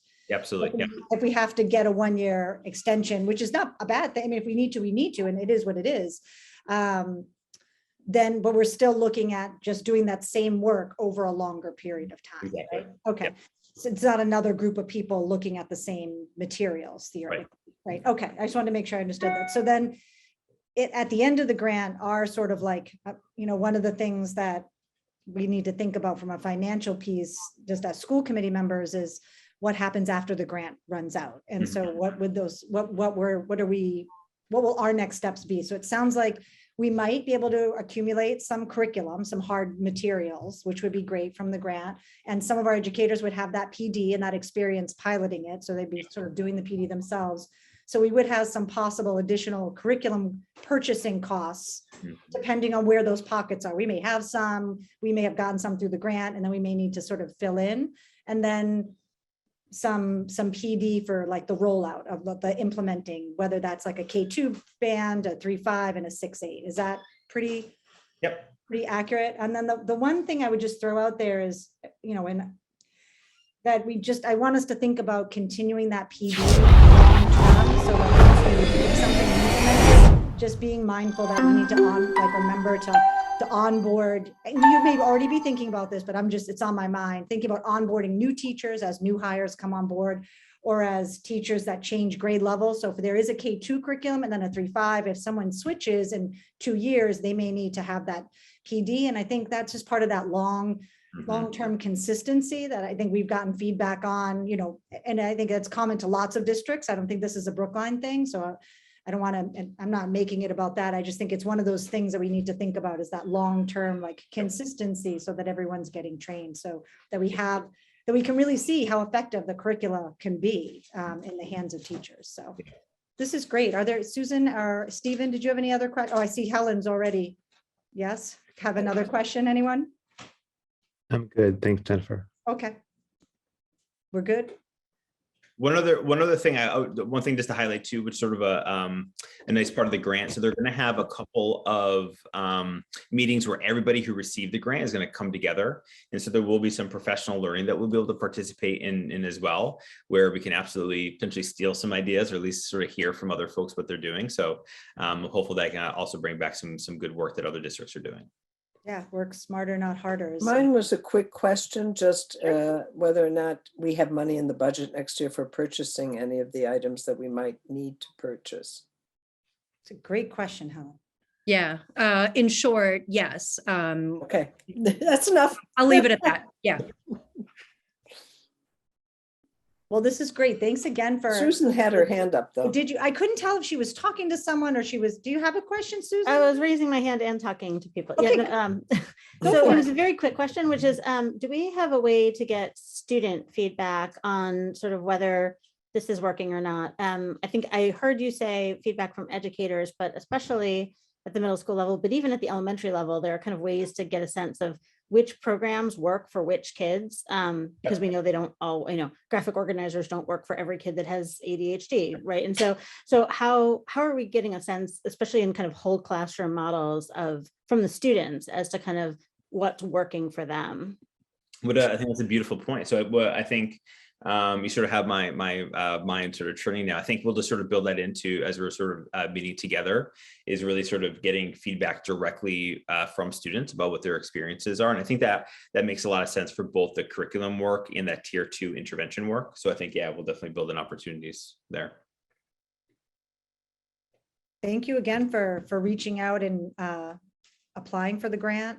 Thank you, district leaders. Those of you who are doing that work, that's amazing, because this will really benefit our students, especially It always does, but especially now with the pandemic, and we've seen a lot of it's really intense. So that's awesome. So I'm super excited. Thank you. This sounds like a great opportunity. We have a good plan. This is great. Does anybody else have any other questions or comments for Matt before we move? It's almost 6 o'clock and Leslie still hasn't had her chance to do her update yet. All right, it looks like there are no other questions. Thank you so much, Matt. Have a wonderful evening. Thank you for coming to join us. I appreciate that. Thank you. All right, Leslie, would you like to give us an update on the Office of Teaching and Learning goals? Sure. So, we'll give just an abridged update of some of the more timely items, and then we can always plan to give a more extensive update if needed at a later time. So, just some of the general some of the general feedback in terms of, one of our goals was around the identification, implementation of the essential curriculum. We continue to update guidance there. And we also had feedback sessions scheduled with our K-5 educators. I think just, certainly although we are compensating educators for their attendance, I think possibly with work to rule and educators just being tired. We haven't had a lot of takers on that, but we will resubmit times for educators, get them on Teach Point, and we'll try again in a couple of weeks because that feedback is really critical. And we really would like to have that feedback going into the summer so that we can make any necessary adjustments based on educator feedback to be ready to do a second rollout next fall. Let's see what else. In terms of our grant management, we continue to monitor and track our spending.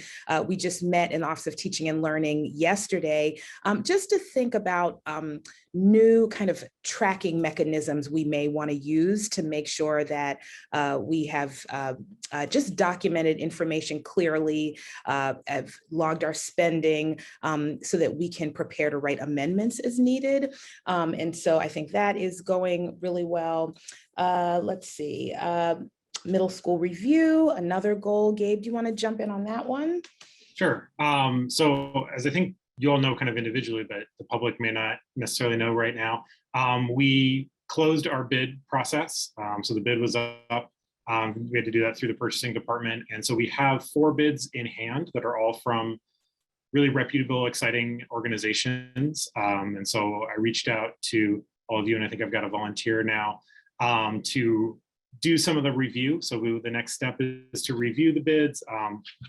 The stack is pretty thick with work samples. It's about a ream of paper.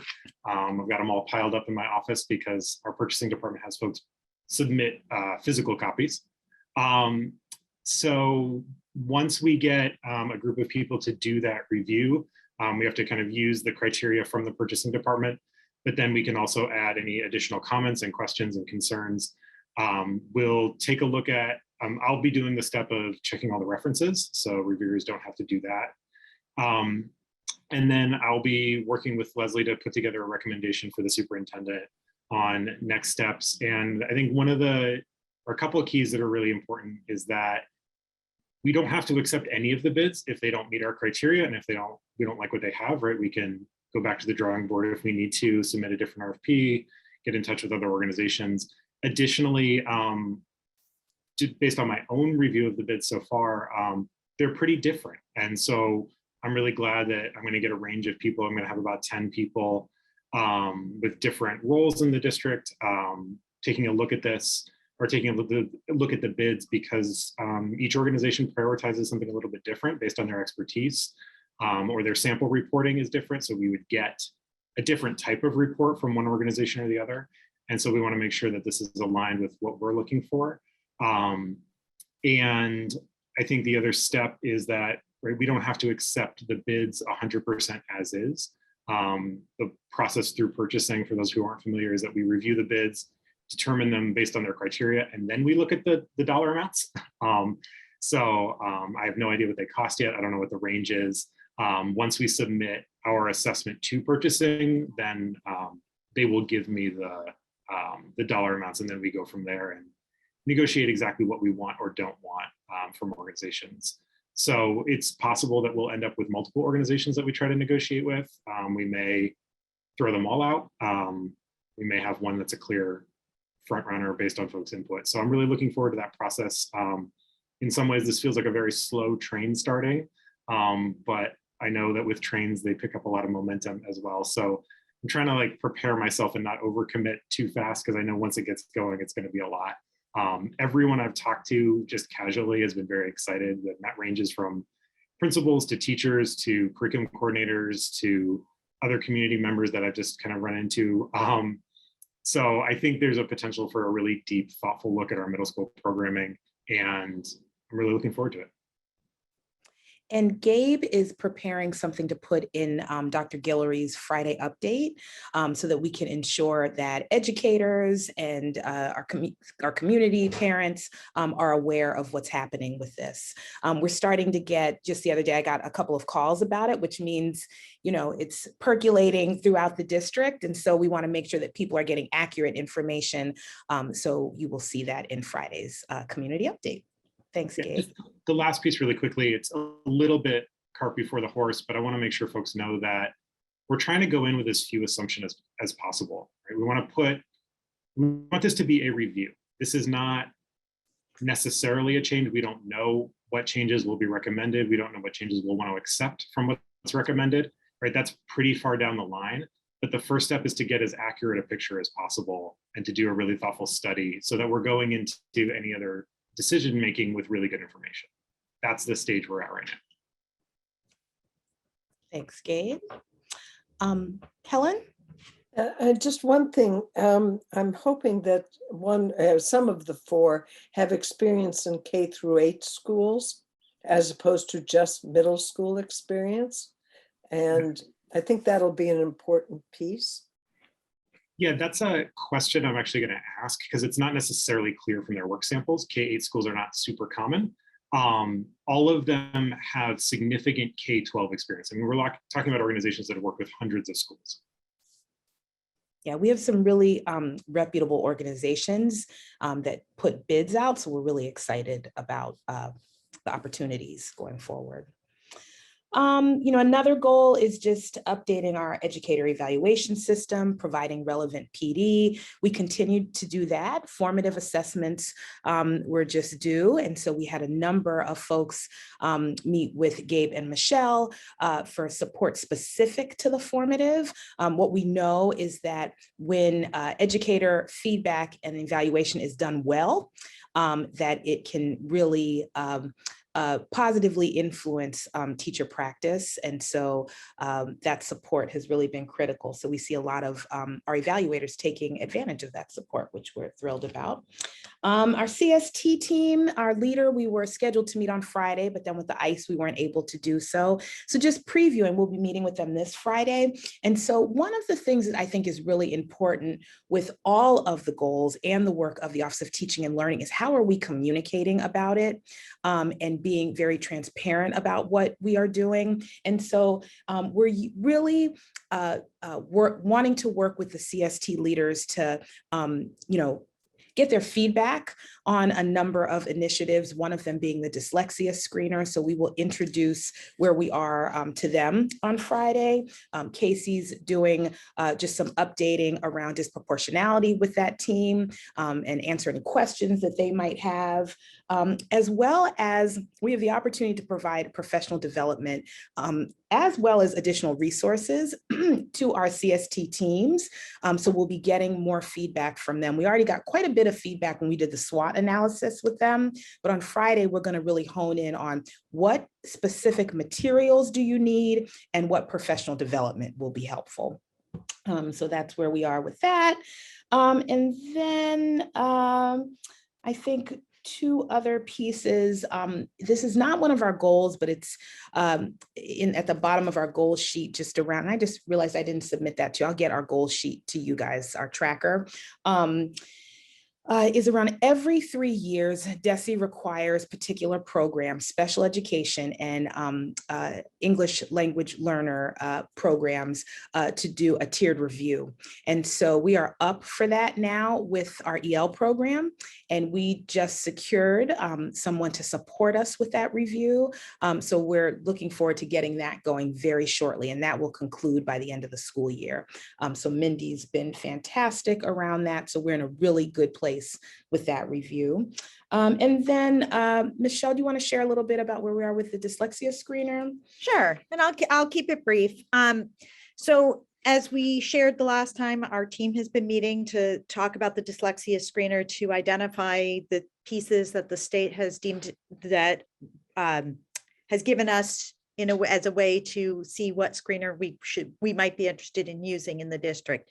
We've met with several vendors as this small team, and we've narrowed down to 3 potential ones to bring to teachers and other educators. Again, we don't want to make any decisions without the educator input and without having them really having the opportunity to see what the tools could do. So the 3 tools that we are going to be working with educators on are iStation, which is a tool where students which administers the diagnostic to the student through the use of a computer. Our Early Bird, which works in a similar fashion, and then the M class, which is the computer version of the DIBELS. And so it is a DIBELS assessment.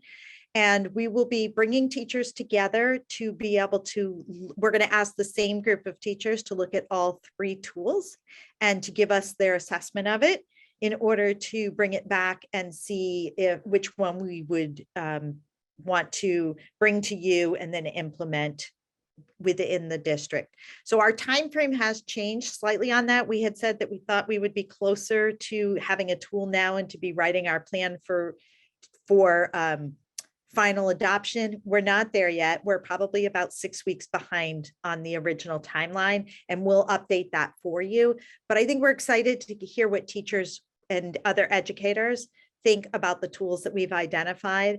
And all of the tools that we identified did come with having all of the assessments and tools that the state has deemed important. I know we've talked a little about oral language here, and they all provide an opportunity for students to use oral language.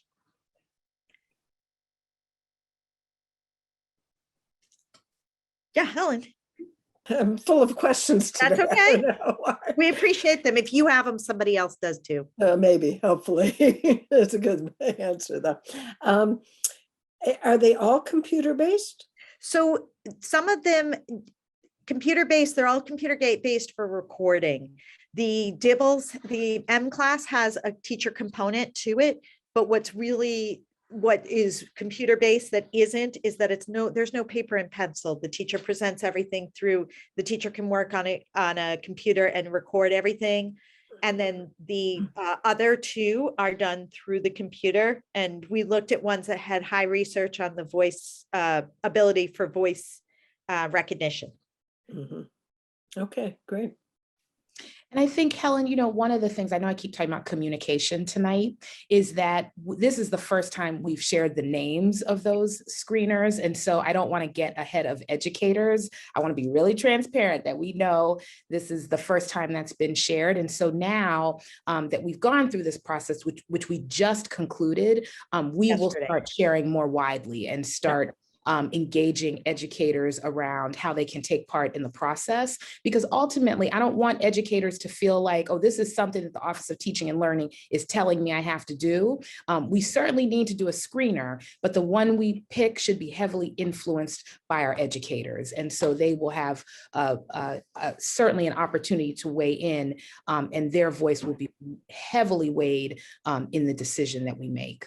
Yeah, the plan is to have them come hear from the vendors, have the same group come hear from the vendors and give it, and then do a debrief opportunity with a debrief for them so that we can actually collect some concrete data on the interest. And so, because I don't know how you do screeners, I assume in kindergarten you do everybody. Oh, or good. This is a pre-K? good question. So the way the screener is planned is for K2, we do everybody because there are specific indicators at kindergarten, specific indicators at first grade, significant indicators at second grade that identify whether a student's at risk. So some students may go through the kindergarten screener and not demonstrate a risk at being at risk. There are kids who get to fourth grade and the But they'll- teachers don't realize they can't read. So So the hope is to be catching students Yeah. earlier. That's the purpose of the Right. screener. And that's why we're looking at that's why we're looking at different kinds of screeners to think about like, how can we make sure we're meeting the needs or identifying needs of students or catching students who are at risk for having reading disabilities. And so we're going to do this. So we're going to test everybody K-2, but then when students are new to the district, we'd also have the ability to like quickly screen them and know, is this a student who might be at risk? So once more, I will suggest that we ask parents if there is dyslexia in the family, because I think that will help us to identify the amount, of genetic inheritability that is, I think, Absolutely. documented. And so You mean on entry? when before they get tested. Yep. I think that's Or reasonable. after I the- think either or, but I think before, Yeah. I would do it before they get tested. we'll think about where it fits best. I mean, I think that is something that Leslie and Casey can think about and Yeah, have well, some obviously. conversation with Erin also, because it may be during registration, how we catch that information. But yes, Mhm. that is a factor. And I Like- think it's already a part of the current kindergarten screener. Oh, it is? Okay, We terrific. added it. Yeah. Excellent. Thank you.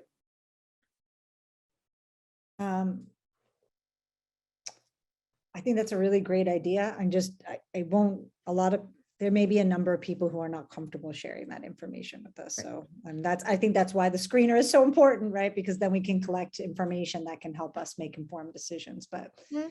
we should, we can always ask, right? And people can share. I think you can ask and people may or may not share, or they may not be truthful, and that's okay. I mean, I understand they may not want to, but Right. it's better to have both pieces of information. And if we don't, then we have the screener to support that. Right, absolutely. Yeah.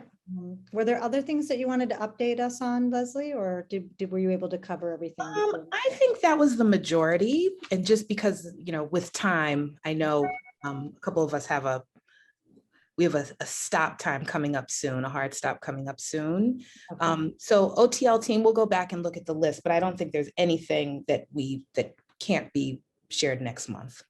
All right, great. So our next meeting will be in March. I think we have new business on the agenda. Does anyone have new business that they want to bring up? I will just say that some of the potential topics for our next meeting are social studies curriculum, possibly incorporating, not as an exclusive topic, but possibly incorporating recent piece of legislation. Actually, Helen, I think you brought this up, teaching genocide in our schools. And so I think we'd like to just sort of maybe have a thread of that woven into social studies. And also, I think we'll try to come back to the understanding our differences conversation as well. So that we had And mentioned. maybe highlighting what we're doing with facing history, if Yeah. we are still, or where that is. Yeah, so those are potentials. I mean, the agenda is not set and hasn't been, those are just potential ideas I'll throw out there under new business. And we also look forward to hearing an update on the EL review. Review, it is a review. Okay, EL review and the progress on that over the course of the spring. That would be great too. In lieu of any other pressing business, I think we are now past 6 o'clock. I did not foresee that we would go this late. I thought we were doing great to push it to 6. So we tried. All right. So Fill up the time we have. yes, yeah, this is great. I really appreciate it. Thank you so much, Leslie and Michelle and Gabe and Casey for joining us. Thank you so much and have a wonderful evening. Mhm. Thanks, everybody. Thanks, Bye-bye. everybody. Bye.